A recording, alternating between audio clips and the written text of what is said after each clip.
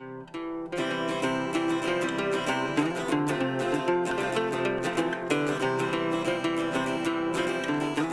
are actually here with Professor Merola, which if I were to give him an introduction, it would take too much time of this podcast because he's had such a marvelous career. And today, actually, Professor Merola, do you want to give our listeners just a little bit of feedback and your interest in sustainable energy? Sure. I am Professor Joe Merola. I came from Pittsburgh, Pennsylvania, and wound my way through Massachusetts, New Jersey, and then finally to Blacksburg, Virginia. And my interests in sustainable energy go way back to pretty much my first job at Exxon, because we were looking at that time to find ways of making chemicals and making fuels that didn't derive from petroleum. Sounds familiar, doesn't it? Very familiar. And it really frustrates me to know that that was well over 30 years ago. But most of the companies, both chemical and petroleum, who were all doing that at that time, just dropped all that research because the pressures then were political and they didn't do it. If we had just kept those activities going, even at a moderately lower level, but just kept them going, we would be in much better state right now to become more energy independent. But it didn't happen, and now we're literally trying to rediscover and redo stuff that was being done 30 to 50 years ago. Wow. So it sounds like political and economical necessities were driving research to go to more, I guess, sustainable energy, but it was called something before that, non-fuel dependence? Well, it was, we just wanted to be energy independent. So Energy from independent. the United States point of view, we didn't want to have to rely on other countries, and so that's what we were trying to do. We would probably be a long way along, as I just said, to being independent from petroleum now, had we just kept that research up. So, but at the same time, to me, chemistry has always been about some aspect of sustainable, you name it, because what do we try to do when we're doing catalysis? We try to make products more efficiently. We try to use different starting materials that may be cheaper. We try to get waste products down. And so, chemistry is an awful lot about that. And I just got into it much more in terms of the catalysis we do here in my research group at Virginia Tech, and as well as my own home, to try to make it more energy sustainable, to cut down my own carbon footprint, and to, just do my small part. And again, we always talk about, oh, look at this big global issue, but you break it down to lots of little individual issues, guess what? The global issue goes away. And so that's one of the things that we need to convince people, that, it's like recycling, it's like just energy savings. If you're used to leaving a light bulb on all the time, if we can't break you of that habit, we can at least convince you to make it an LED, so that that light bulb all the time uses a small percentage of the energy. So we don't have to do big things. We just each have to do, everybody, a small thing. Though we do want to look at the big things as Sure. well. So in your opinion, right now in 2020, what are the most hopeful candidates for widespread commercial sustainable energy? The most hopeful candidates are, number one, I think solar panels. Solar panels right now, single crystal silicon, they're a little pricey, but with some incentives that both the federal government and our own town of Blacksburg have done, they've become pretty good. So I've got about 18 solar panels that on a good day give me somewhere around 60% of the energy use of my house, which is an all-electric house. When we are away, and therefore we're not using all that electricity, we actually net export to the grid and make money from our solar panels. So again, if everybody were able to find a way to put up solar panels in different places, that's a good candidate. And with the research that's going on now, Professor Amanda Morris and company, as well as lots of other people here in the chemistry department and across the country, we're seeing some amazing things that aren't that far from commercialization. And that could both bring the price down as well as the efficiency up. So to me, that's one of the best. Although I would have to say that that's, again, point benefit at each house and places like that. In terms of, sort of more global benefit, I think wind power and lots of other things like that.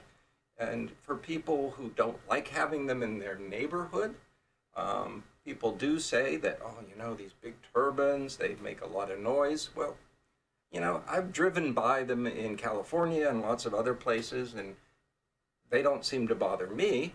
And there are some that aren't, sort of the typical windmills. They're literally vertical blades that vibrate and generate an awful lot without much kind of impact. And there are even people who are looking at, okay, you don't like them, we're going to put them far offshore. We're going to also, scoop up lots of energy, and they won't be in sight of anybody, and no one will have to worry about them. So there's, again, back to the idea of what is the best candidate. We argue too much about what the best candidate is. Every industry wants to say, oh no, you can't support that industry. Our industry is the one. Really, the thing is, everybody should get some support. And if we do more wind power, and the United States was way ahead of time on geothermal as well as on water power. And, we just keep plugging away at all of those things. Pretty soon, we won't really even need that petroleum. I know back when I was doing research at the University of North Florida, there were talks of trying to make floating wind turbines out off the coast. So that might not necessarily be acceptable for Kansas, for example. But like you're saying, if we can combine all these different industries, all these different fields, we can get closer and closer to just being petroleum free. Yes. And actually, so let's throw in another technological improvement that could make a huge difference. 35 years ago, the first of the so-called high-temperature superconductors was discovered, and even at liquid nitrogen temperatures, it is actually economically feasible to create superconducting, meaning no resistance transmission lines. And you think about it, if there is no resistance, you can put your source of energy, hundreds and hundreds of miles away from the source. So, we could have those windmills way far north, way far away from people, or way out in the ocean, you name it, and it could then get shipped to anywhere with no power loss. And so that's another thing. And just as an example of how my view has changed, I remember quite some years ago reading about the first LED screens, about the first monitors made out of OLEDs, and I said, boy, that's really interesting technology. I will not see any of that commercialized in my lifetime. And it just got commercialized amazingly. So I think we're still doing great in terms of discoveries, but where I think technology has really jumped into the fray is we're commercializing things really, really well and really, really fast. So something like LEDs that I thought were going to be a long way away in terms of making a big impact, they're here now. So I have some hope that all of these other things are going to be here in the not too distant future. So what's the major thing that's stopping us from right now converting completely to sustainable energy? Is it the politics? Is it the lack of commercialization for a lot of these devices? What do you think? It's unfortunately, it's the politics. And sadly, we're seeing a lot of people that are so invested in the old ways of doing things, doing anything. So politics is the biggest problem. And I have to be fair on the one hand, is that moving to many of these other things is definitely an upset to people of different kinds. My job might be going away.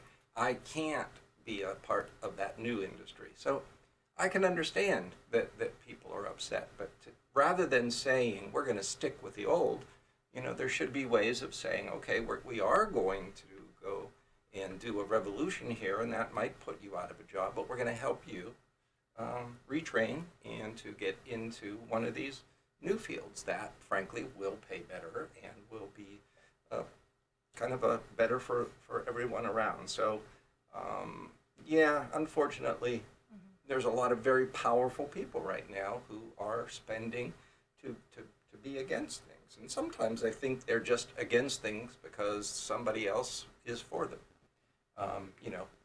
Taking things like compact fluorescent lights and making fun of them and saying, I don't want any of those pigtails in my house. That was one statement from a certain person. Oh, wow.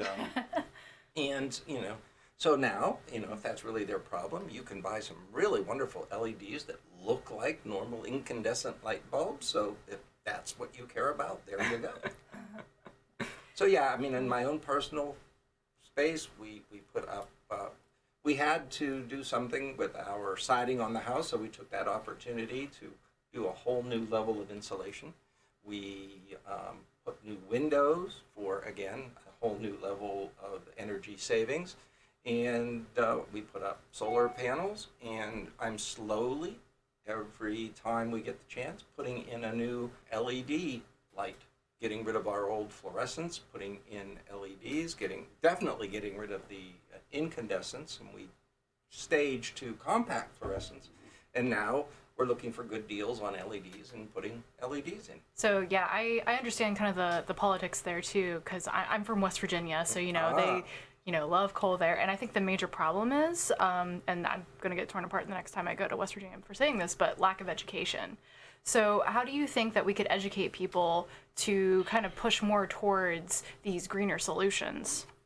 Well, one of the difficult things is that those discussions, whether it is because they are rooted in politics and rooted in candidates who don't seem to know how to have a discussion other than attacking their opponents, that's one thing. So if I am for you, I have to be against this other person. And so we can't have calm discussions. We can't say, hey, here's the common ground that we should go to. But I think you're right. I think we need to do a better job of education. I think we need to do a better job of not shouting at each other. I think we need to do a better job of, saying, you know what, you're right on this thing, but you got to admit I'm right on that thing. And somewhere in between there, maybe we can come up with, the middle ground that's going to not satisfy everybody, but is the way that we're going to get forward. And so, unfortunately, we currently have a group, an administration, unfortunately, that just wants to be outrageous. They just want to say the most outrageous things. And then they have a group of people that are saying, wow, that's wonderful. Let's spend, I forget how many billions of dollars on a space force when, we need to spend that same money here. Why spend so many billions of dollars on a wall? Why spend all of this money when it could be spent on education? And I think your listeners know my political end of the spectrum by now. But, that's just the way it is. And the other thing we all have a tendency to do is, well, look, we're spending money on this and it should be spent on that. When the reality is we could spend money on both. So if those are two good things, let's find a way to do those two good things instead of, again, let's get back to sustainable energy.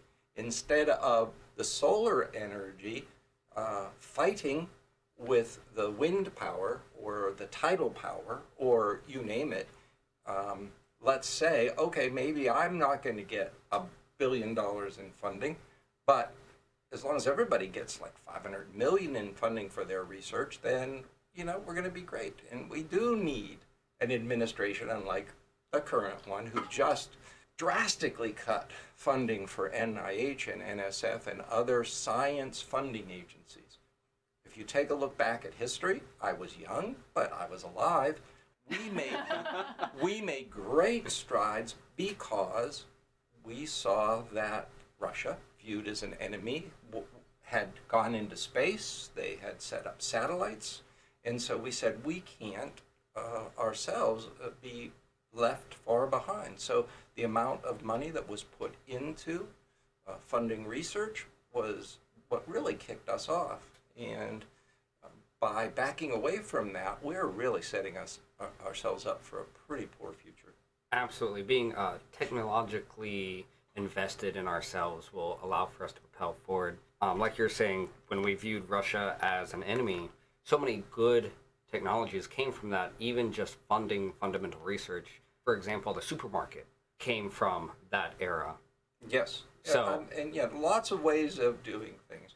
And of course, I don't know if you know that, but Tang, the orange drink, was first made for astronauts. So you are benefiting, although I don't think Tang is much of a benefit. But, nevertheless, that was one of the dried powders that they did for astronauts in space. But so, and you know, the technologies that are being developed, and then you hear about them, you read about them, and then you wait for them to come, and you find out, well, we couldn't get anybody to back this, or the funding for this was cut.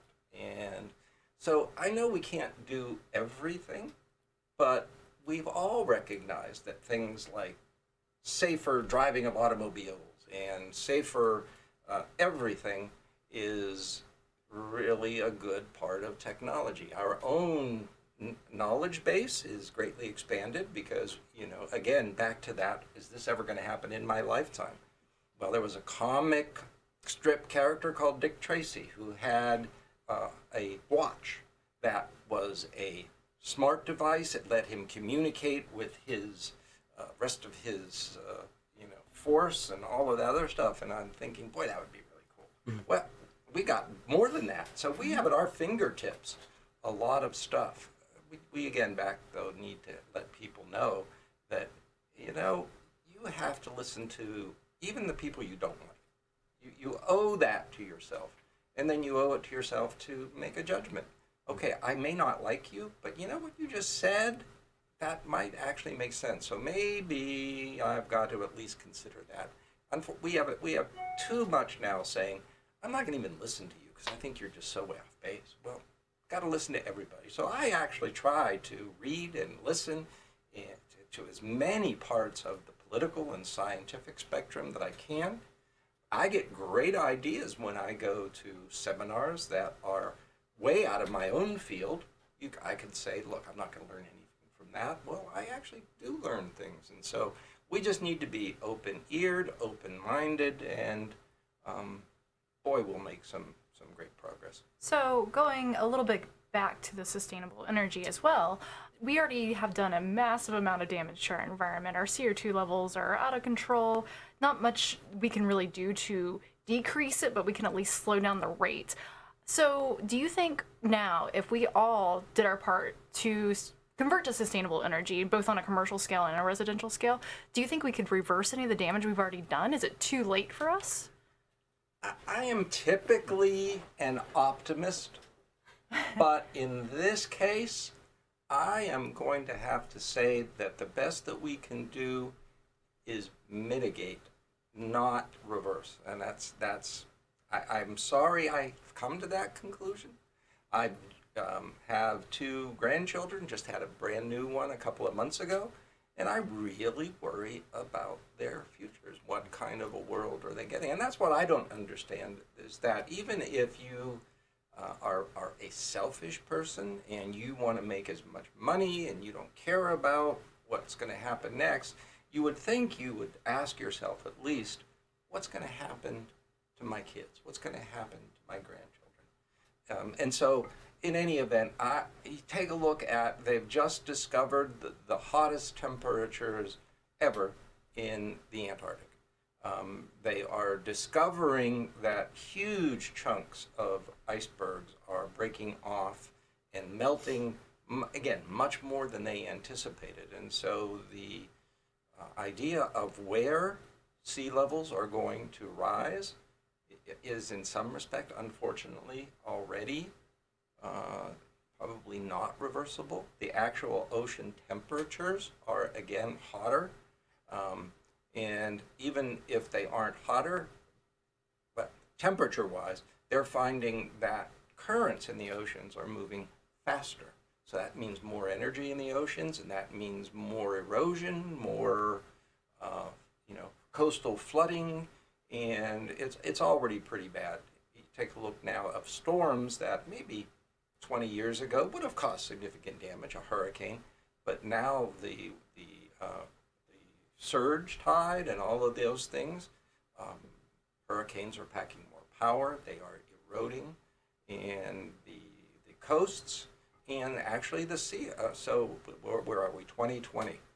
2050, we're talking about sea levels that could inundate major coastal cities, and you might say, that's 30 years from now. Well, we will certainly figure that out by then. Well, that's an optimistic point of view, but if we don't start figuring it out now, we won't figure it out by then. So the view that's not my responsibility, I don't think that's a good way of approaching it. And so, yeah, back to it. I wish I could think that it was. People still want to, burn their fossil fuels. The CO2. The other thing that's happening is in the northern, near the Arctic, they're discovering that throughout Canada and Alaska, and at least where they do measurements, the permafrost is going away. And the problem with that is there's an awful lot of CO2 actually that's been trapped in that permafrost. So it's going to be a egging on. CO2 causes warming. Warming will cause the permafrost, which will put to defrost, and then more CO2 goes up into the atmosphere. I think even the biggest noisemakers against climate change have finally said, well, okay, it's happening, but it isn't anything we're doing. It's just a normal thing. Well, unfortunately, if we keep pounding on the story, you'll realize, yeah, it is something that we are doing, and it may be that we are past a tipping point, but we can keep it from being totally disastrous, I hope. Right. That would be the hope. We won't go too much further into that because that is 3 episodes we did before. Yeah, we did a climate change series season 1, so our yes. listeners can go back and hear all But that. if we do more in the sustainable energy, as well as the what I would call just plain old conservation, and even recycling, and so we've seen a great deal of environmental damage done by such pretty frivolous things as microbeads that we want to put into products to make them look cooler, and plastics. It just amazes me when you see that we've got a pile of trash in the Pacific Ocean bigger than Texas, and you have to ask yourself, how did it get there? Where did we get so darn sloppy that that's what's out there? And even with so I do know there's great research being done on better plastics that do a good job of what they need to do, and at the same time might be more biodegradable. Therefore, they're not going to stick around forever and cause a polluting issue. So that is all tied in, and that gets back to why I think all of chemistry is about being sustainable. What can we do? What new products can we make? What new processes can we come up with that will save a lot more energy? And so you go back to the issues of going from an incandescent light bulb to a fluorescent light bulb.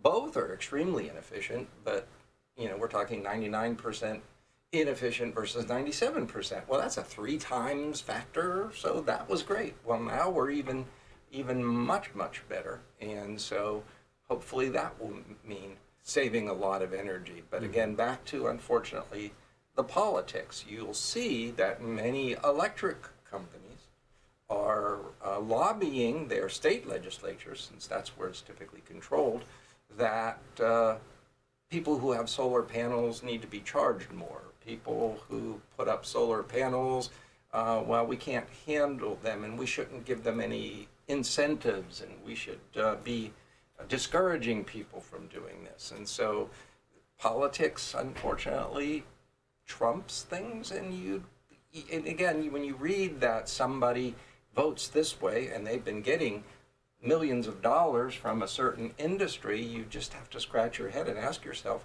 why isn't that wrong? Why is that allowed? And the one joke I've seen way too often, unfortunately, is just like race car drivers wear, patches of the products that are sponsoring them. Darn it, our politicians should too. So they should have on their suits something that we know, oh, you're getting sponsored by that electric company. You're getting sponsored by that big conglomerate. Ah, now we know. I absolutely agree. They should definitely have their sponsor stickers Yes. up front and visible. And the politics definitely gets in the way. I remember actually voting against a bill in Florida a few years ago where they wanted to take away the government subsidies for houses to input solar panels. And that was lobbied by the energy companies that we had there. Right. So very unfortunate that we have these lobbyings to reduce the ability of people to make themselves more substantial. And people are clever. People are great at finding ways of phrasing things so that it doesn't seem like they're being, a bad person, or it makes it seem like, well, what we want to do makes a lot of sense.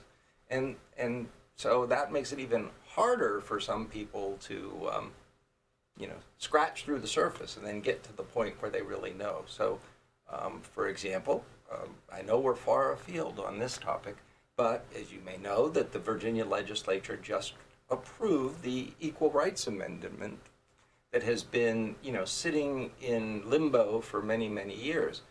And immediately you hear a lot of people saying, wouldn't you know that if you really do pass this, you're going to cause this harm? You say you want to help women, but it's going to hurt women because they're going to have to do this and they're going to have to do this now. And it sounds great at first blush, and that's what most people listen to. Is they only listen to the first blush, or they listen to, here's the person I trust, this person says this, so therefore I'm going to believe that too. And I know there's a lot of politicians who I've liked over the years that I don't agree with everything that they say. I can't say, oh, well, he said this, so I'm going to do that, or she said this. Well, I will say, well, I normally go with you, but I don't think you're right on this case. So that's what we need to be a better job of discerning, who is really saying the right thing in everybody's best interest. So we need to move away from that black and white thinking, more towards looking into the gray. Move away, and and it does disturb me when I hear people say, you liberals or you conservatives. Most of the people I know, they're actually a spectrum of things, because on certain topics they might be labeled conservative. Under other topics they might be labeled liberal. They might be labeled progressive. So I don't think labels do anyone any good, because, yet again, that keeps us from getting to that common ground. If you say, well, you're a conservative, you're my enemy, and you're a liberal, you're my enemy, that doesn't get us anywhere. And that's what people ultimately end up finding. And frankly, it's easier. It's easier to say, it is black and white. I don't have to think. All I just have to say is, I believe this, and therefore, good, I'm done. So for the individual listeners, right, we talked about seeking more education, being more open to learning and hearing the other side of things, and getting more involved with, well, what are the politics happening to either help us towards sustainable energy or barricade us from that. So my question is, we have the education, we have them understanding the politics and having an open ear. What about at home? What can our listeners or people individually start looking at? You mentioned lights, solar panels, recycle. Would you have any other suggestions for people to look at for sustainable energy on the individual scale? Yeah, there are a lot of things, but unfortunately, again, I use that word unfortunately a lot. The more well off you are, the more you can do it. So, for example, let's suppose that I'm in the market for a new hot water heater. And so I start investigating hot water heaters, and I find one that is incredibly efficient, but is also twice the cost of just a plain old ordinary one. And we can translate that to dishwashers and refrigerators. And again, I have an all-electric home, so we have heat pump. So all of those things, it's always going to be, well, I would love to do this, but I can't afford to do that. And so most of those things are 10 to 20-year investments in major appliances. And so once you've made the decision, I can't afford this, then that home has that for a couple decades at least. And so the opportunities to improve just aren't there anymore. And so that's why I do think we need subsidies at both the state and federal levels that would convince. And anytime a new house is built, give that builder incentive that the most energy saving equipment goes into that. So therefore it isn't that the owner has to think about, well, what am I going to buy? It's that the builder puts it in, it does get subsidized, they don't raise the cost of their product. And so one of the things that often upsets me is that, oh, the federal government shouldn't be doing this, or the state government shouldn't be doing this. But it does not take into account, whether you like it or not, that we are a global society. And so things have to be done at the level that can have the impact. And so when you think about what is a good defense, is having a happy populace that is well fed, is housed, is healthy, and by maintaining a good standard of living for the population is probably the best possibility that you can do for just defense. And so and even things like subsidizing the arts and the humanities.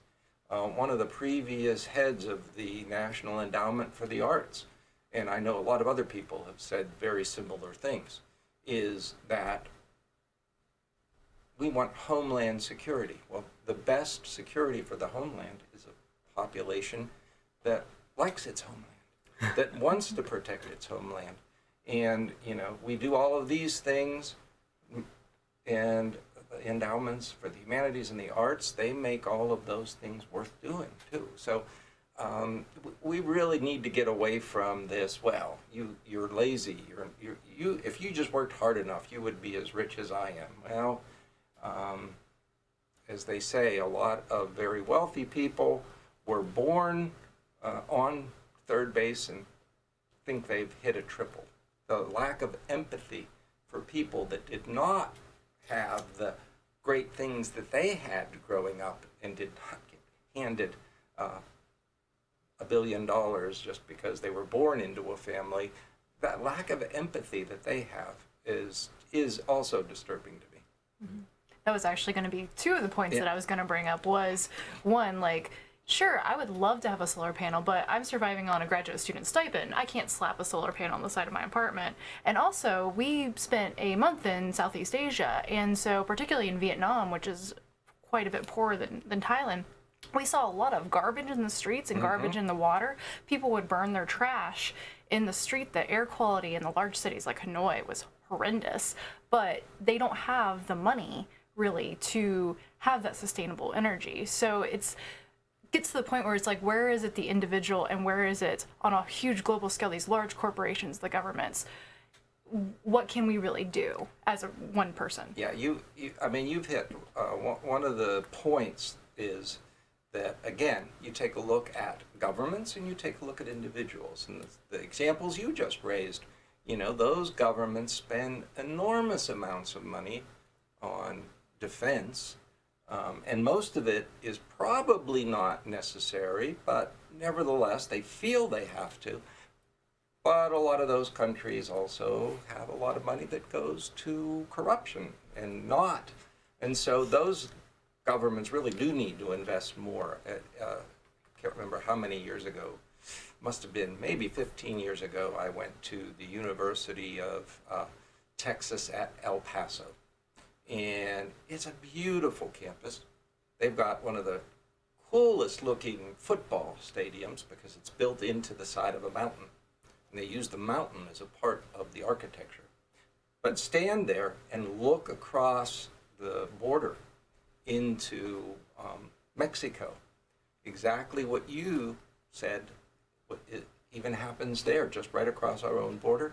They would burn tires for heat and cooking, talking about air quality and so you turn and you look at this beautiful campus, turn 180 degrees, and you see these corrugated tin sheds and just terrible poverty.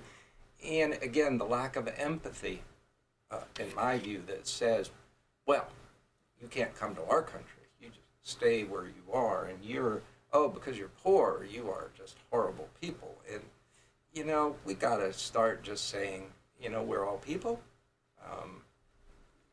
We need to look out for all of humanity. And so it does get back to, you know, we can't start thinking about, well, our country is all we care about, or that, you know, my next door neighbor is the only person I like, so that's all I'm going to do anything for. So we, you know, and at the individual level, there's different things, as you just said.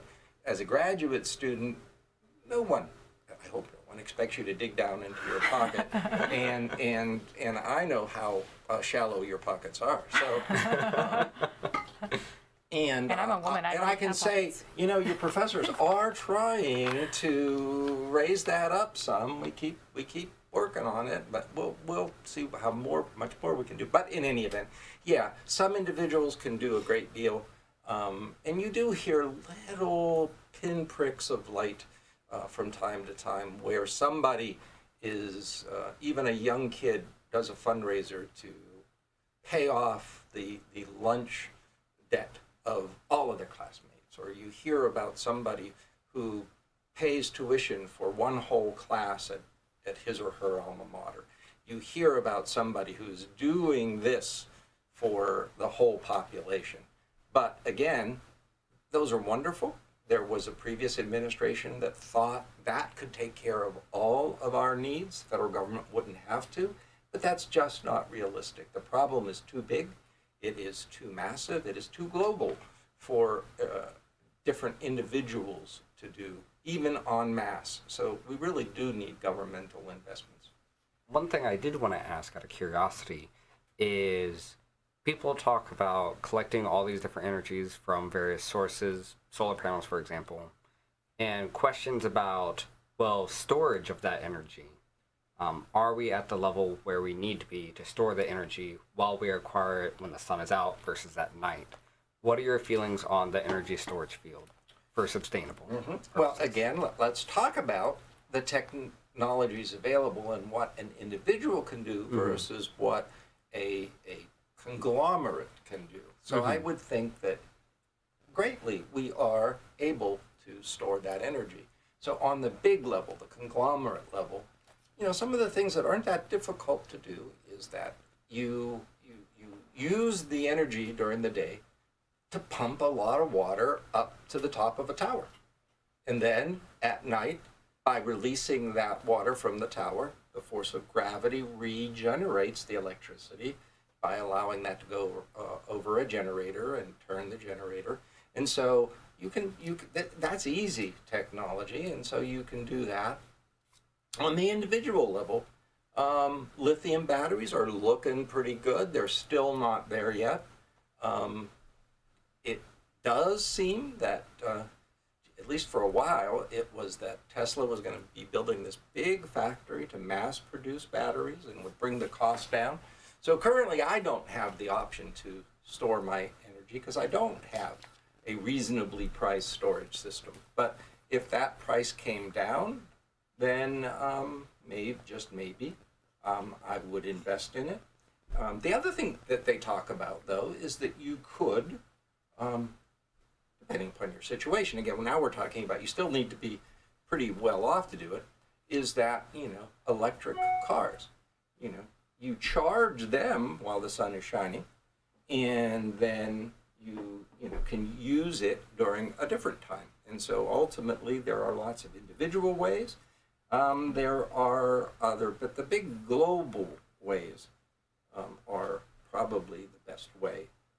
Again, en masse, a whole statewide system saves energy and stores it for people to use otherwise. So I think we're not far from having it, and if different battery systems, the newest battery systems on what's called the supercapacitors have some. If again, I'm back to thinking, I think we're going to be able to commercialize a lot of great stuff, and so I'm looking forward to seeing that happen, and therefore maybe I personally, but the next generation will surely be able to take advantage of what you would call off-peak or off-production storage. Actually, Appalachian Energy Company, for the last few years, they've been paying me and my family, since we have heat pumps, I forget how much it was per month per heat pump, to give them a little control over it so that if they did have a brownout needed, they could actually cut back our heat pump so that it didn't use so much energy. As far as I know, they didn't have to do it. Certainly I didn't notice it, but I took the check. And they are stopping that program, but now they sent us a letter saying, and this gets a little iffier in my view. They said, if you put a smart thermostat in your house and give us control, we'll pay you, and it was a lot more to allow them to do that. Now the problem is that you get a lot of information about people, because by allowing them to get to my smart thermostat, that gets them a back road into just about everything on my wireless system. So I'm not as keen on that one. But, it at least, makes sense. So can you expand upon as well, maybe our listeners may not be aware of, some exciting new devices or technologies coming up in sustainable energy that's not quite there yet, but we're starting to get into? Sure. So there are different, there's a lot of research into different kinds of solar panels that use different materials. They might actually be a solution or liquid-based rather than a solid base that will, up the efficiency quite a bit. So that's one thing I'd like to see ultimately happen. We've got researchers here in the chemistry department, Virginia Tech, Professor Amanda Morris, working on things like that. We've got some other folks working on new batteries. And so Dr. Feng Lin, in terms of what he's doing, could be a huge breakthrough in batteries that would make batteries cheaper, safer, and more accessible for people to store energy in. We've got Professor Greg Liu looking at some amazing materials that, actually, if you made a window out of them, would, literally, be able to, turn it into electricity, but even on a simpler level would be able to, when it's hot out, keep the sun from coming in, or when it is cold out, open up to let the energy in, because right now, glass, which is what we use, it really blocks a lot of energy, and so by doing that, it either doesn't allow your room to get as warm as it could be in the winter or as cool as it could be in the summer, and so a smart window would allow for lots of great stuff. And there's even some very simple things, again, back to if you have the ability, is to have the right plantings of trees and things around your house can make a huge difference in conservation. In terms of new devices, we are discovering that we can, run computers faster, less electricity use, smart thermostats that will allow changes to the temperature so that when you're sleeping, you don't really care if the temperature gets changed a little bit. And it does it without you having to remember to set it back at night or to push it forward in the morning.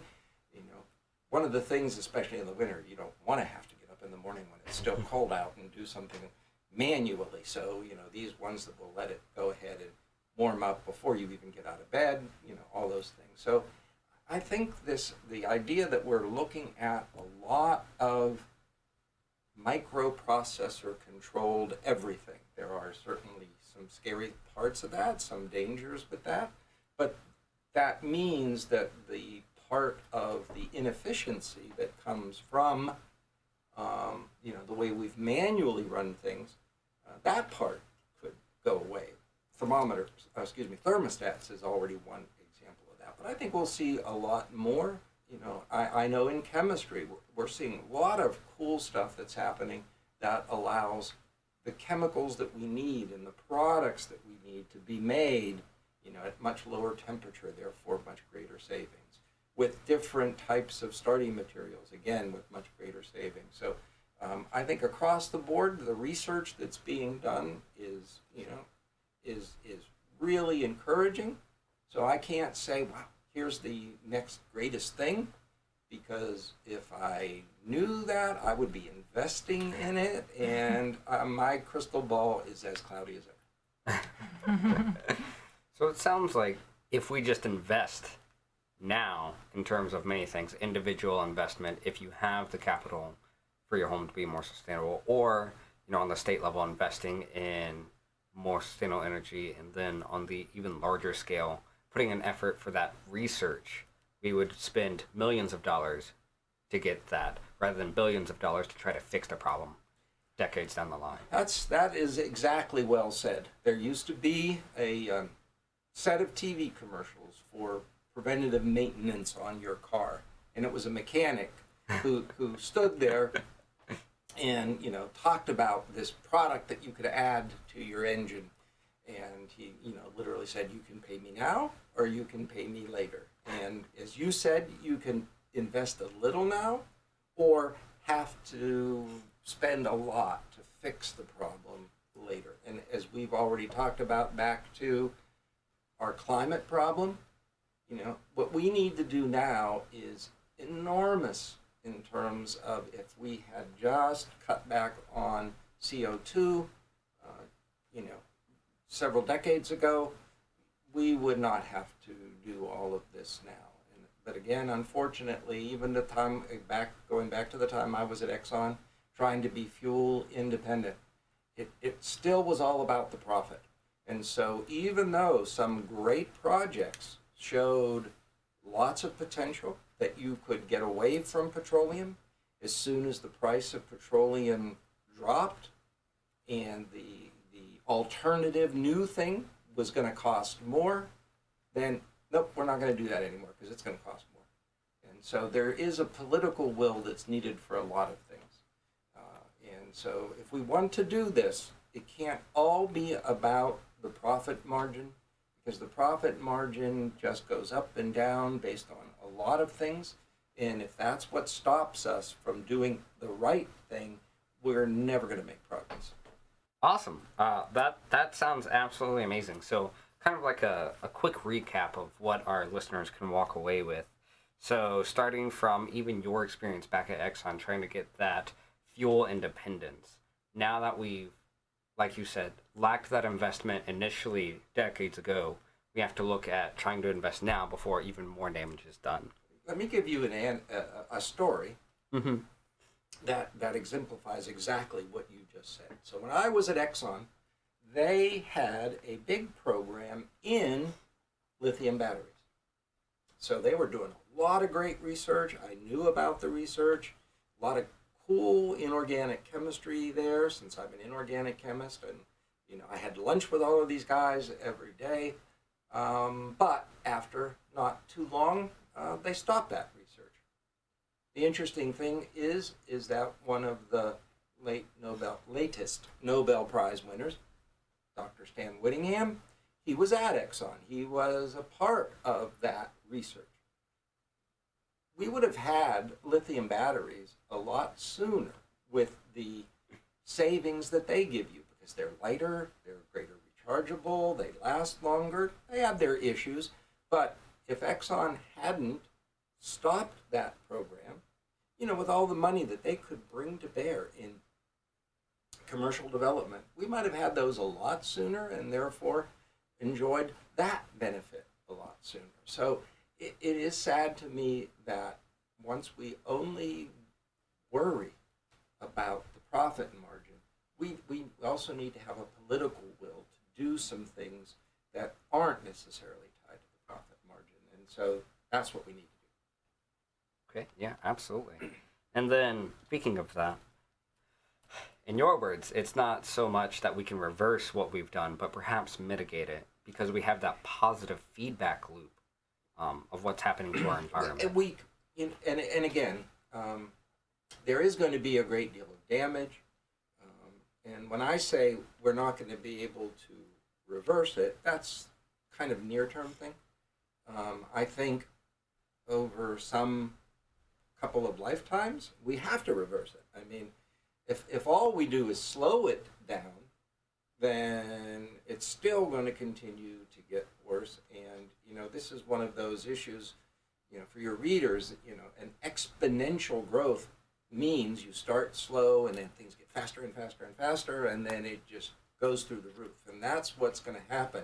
Even if we slow down without reversing, and, 2050, 30 years ago, is still something that we need to think about and say, yeah, we got to reverse it at least by then.